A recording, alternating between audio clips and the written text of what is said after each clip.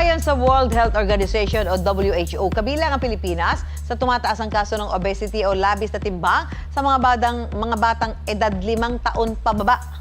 Sa pag-aaral ng WHO, umabot sa 8.2 milyon na bata ang may labis na timbang noong 2022. Tumaas ito mula sa 7.7 milyon na tala noong 2021. Ayon sa mga eksperto, nakakabahala ang ganitong datos. At para higit na maintindihan ito, makakasama natin ang General Physician na si Dr. Via Roderos. Welcome sa Dapat Alam Mo, Dr. Roderos. Good evening po, Miss Susan, Kuya Kim. Good evening po sa ating mga manonood. Dok, ano ba yung kadalasan dahilan? Bakit nagiging obese o lumalabis ang timbang ng mga bata? This is a very good question, no? Kasi one of the things na tinitingnan natin that will cause childhood obesity talaga is lifestyle, meaning kung ano yung kinakain, tsaka physical exercise. No? Importante ito sa mga kabataan dahil mas prone sila na magkaroon ng sakit, hindi lamang pagtanda nila, kundi habang bata pa sila. No?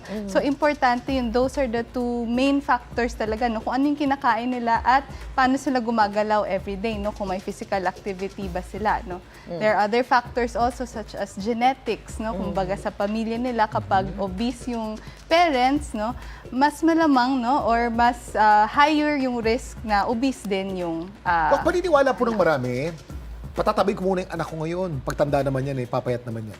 Tama o mali? Actually, no, very ano yan, no, very misleading, no, because kapag hindi dahil malusog or mukhang chubby yung anak natin ay malusog or healthy na siya, no.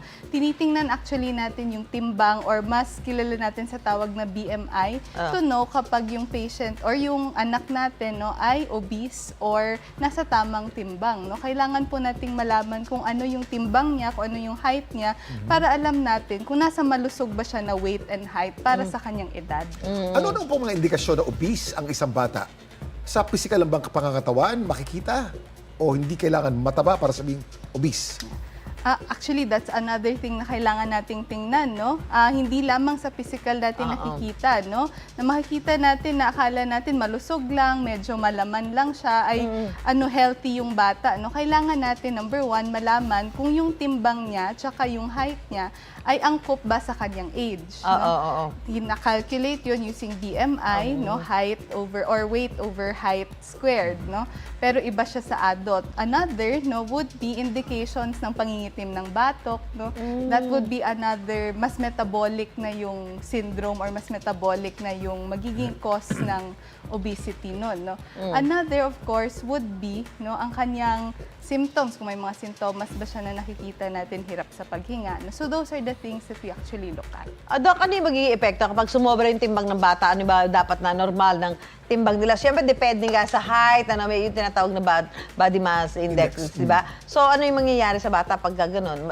Mas madali siyang kapitan ng sakit, gano'n. Actually, number one na tinitingnan natin, no, is physical changes. No? Number one, no, hirap siya sa paghinga, no? Konting lakad lang, no? Hirap siya pagod agad, no?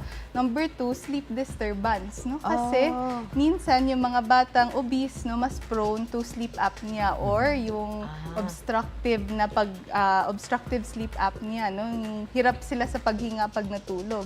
Another would be mas at risk sila to lifestyle-related disease, mas at risk sila sa diabetes. Oo, kahit bata pa, no? High blood, no? May mga pabata, actually ng pabata yung mga pasyente ko na nakikita no, sa clinic na nagkakaroon ng diabetes. At a very young age, ano? May iwasan ba yung pagka-obese sa mga bata? Paano yun, Dok?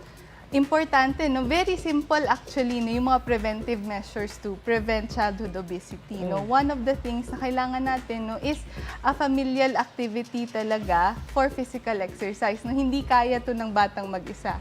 So, importante ang involvement ng mga parents, no, para maging physically active yung mga bata. No? Number two is diet again, no?